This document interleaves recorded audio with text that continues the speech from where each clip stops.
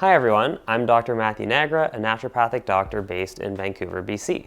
I spend my time researching and sharing the latest in evidence-based nutrition across social media platforms to help everyone better understand the ins and outs of this confusing world we call nutrition. In addition to my online work, I'm a public speaker and have worked with medical professionals to help integrate nutrition counseling into their practices. Today, for the Vancouver Humane Society's Plant University platform, I'm going to be talking about fats, particularly which plant-based fat sources are beneficial for overall health, and whether or not we should be limiting our overall fat consumption in the form of nuts, seeds, avocados, and oils.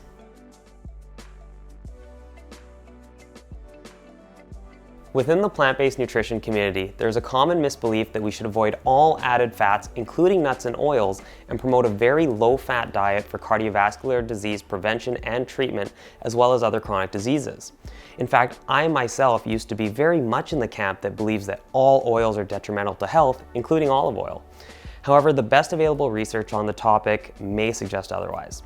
Of course, plant-based diets are consistently associated with good health outcomes, including a lower risk of heart disease, the world's #1 killer. In fact, the 2020 Dietary Guidelines Advisory Committee conducted the most comprehensive review of dietary patterns ever done, which included 153 studies and over 6.5 million participants across 28 countries.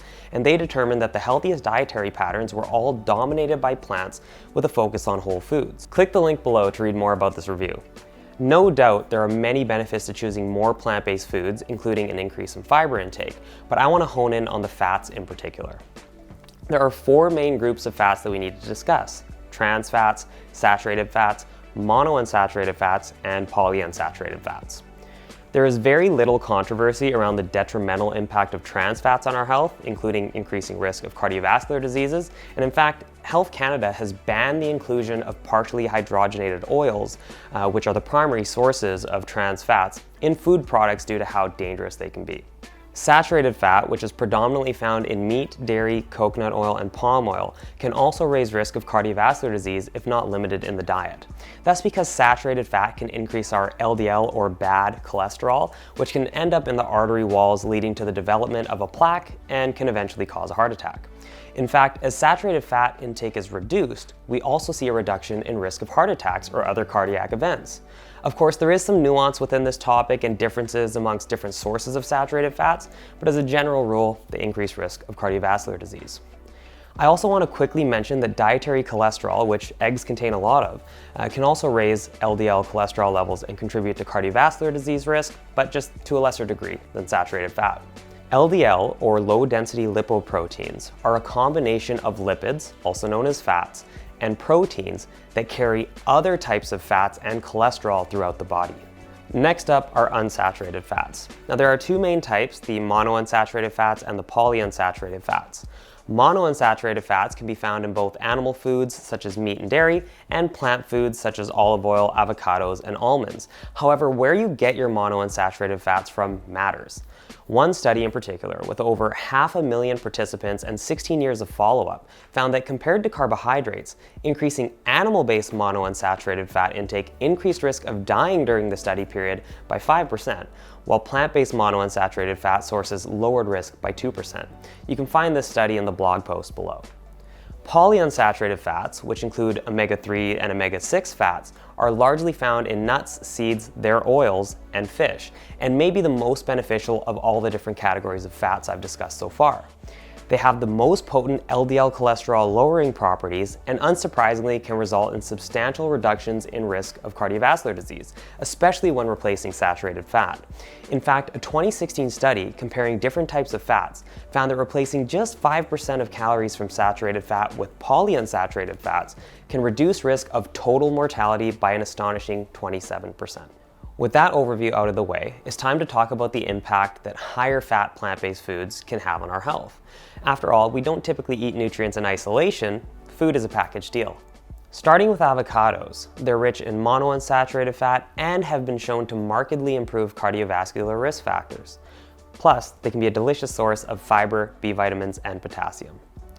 Studies comparing various food groups find that nuts may be the best overall food group for lowering LDL cholesterol, and studies on different types of nuts have shown that almonds may be of particular benefit in this case. With nuts and seeds, you can't really go wrong with whichever one you choose to eat, but in addition to almonds, I would also highlight omega-3 rich nuts and seeds. The type of omega-3 fat found in plants is called alpha-linolenic acid, or ALA for short, and it is recommended that adult women consume at least 1.1 grams per day and men consume at least 1.6 grams per day, which is more than covered with a tablespoon of ground flax seeds or chia seeds or an ounce of walnuts. In fact, each gram of ALA consumed per day has been associated with a 5% lower risk of death from cardiovascular disease and from all causes combined. One of the most astonishing and very well conducted studies I've seen recently found that those consuming at least 5 servings of walnuts per week had a 14% lower risk of dying from all causes compared to those who didn't or rarely consumed them. Since that study came out, I've been making an effort to eat some walnuts every day. Regarding omega-3s, there are other types called eicosapentaenoic acid, or EPA, and docosahexaenoic acid, or DHA, that are predominantly found in fish, although we do convert some of the ALA from plants into those forms. Some individuals believe that conversion isn't adequate and that non-fish eaters ought to supplement, and there is some evidence suggesting benefit in certain cases, such as during pregnancy. However, there is a lack of convincing evidence for otherwise healthy adults. Regardless, supplementing can be considered a precautionary measure, and vegan options do exist in the form of algae-based supplements, so please discuss your options and individual needs with your healthcare provider. Oils themselves are a hot-button topic, with a lot of concern stemming from the fact that many vegetable oils contain a fair amount of omega-6 fats. One of the beliefs is that the main omega-6 fat in plant-based oils can be converted into an inflammatory fat and wreak havoc on the body.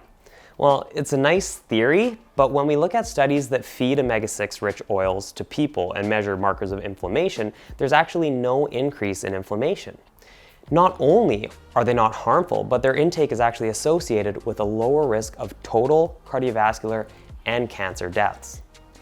To add to the discussion on oil, a 2021 study on different types of cooking oils, which included over 500,000 people, found that each tablespoon of canola oil consumption was associated with a 2% lower risk of total mortality, and olive oil was associated with a 3% lower risk. When replacing 1 tablespoon of butter or margarine, canola and olive oil lowered risk of total mortality by anywhere from 5 to 7%, and a similar trend was seen for deaths due to cardiovascular disease. As you may have noted, I mentioned that the study was on cooking oils, and you may have been told that cooking with oils like olive oil, which have a relatively low smoke point, is not a healthy choice because cooking can produce dangerous compounds. Well, the research consistently shows an overall benefit, even when cooking with these oils, with the only concerns I would possibly raise being over continuously reheating the same oil at high temperatures, as is done in many fast food restaurants. Speaking of olive oil, some of those in the plant-based community also advise against consuming it. These concerns stem primarily from 2 studies that fed roughly a quarter cup of olive oil to participants and measured their artery function. In these particular studies, olive oil did lead to a temporary decrease in the artery's ability to open up or dilate, but one of those very studies also suggested that certain foods like fruits, vegetables, and vinegar can mitigate the impact of olive oil on our arteries, so adding olive oil to a salad would be no issue at all. Furthermore, if we review the bulk of the studies on the topic, instead of just picking out 1 or 2 studies, we actually see an overall beneficial effect of olive oil on artery function. Not to mention the research I discussed earlier that found that olive oil consumption is associated with a lower risk of dying from cardiovascular disease, which is what really matters. Since I didn't know this when I started out on my plant-based journey, I used to avoid oils at all costs, and not only did that deprive me of a key ingredient for many great recipes, but significantly limited my options at restaurants as well. Of course, now knowing that these low saturated fat oils are associated with a lower risk of disease, there was clearly little reason to worry, and even some reason to include them. However, due to their ability to raise LDL cholesterol, it may be best to limit high saturated fat oils like coconut and palm oil. In addition to research on individual foods, we also have data on an overall low-carb, higher-fat vegan diet called the Atkins Diet. One randomized controlled trial found that 6 months on an Atkins diet, where the primary sources of fat were nuts, oils, and soy, resulted in lower LDL cholesterol compared to a high-carb, lower-fat vegetarian diet. These findings are quite contrary to the dangerous rises in LDL cholesterol we can see with an animal-based low-carb or keto-style diet. Given that information, it's no surprise that the data we do have on various types of low-carb diets suggest a higher risk of cardiovascular disease if consuming a lot of animal fats, whereas we see a lower risk with the more plant-based approach. At the end of the day, some people may feel better on a lower fat diet, while others may prefer a higher fat diet. Both can be healthy ways to eat if you're focusing your diet on plant-based foods and choosing low saturated fat options. There's no good reason to be like I once was, worried about those added fats. So I hope this video has helped you understand how some high-fat plant foods may actually be very beneficial.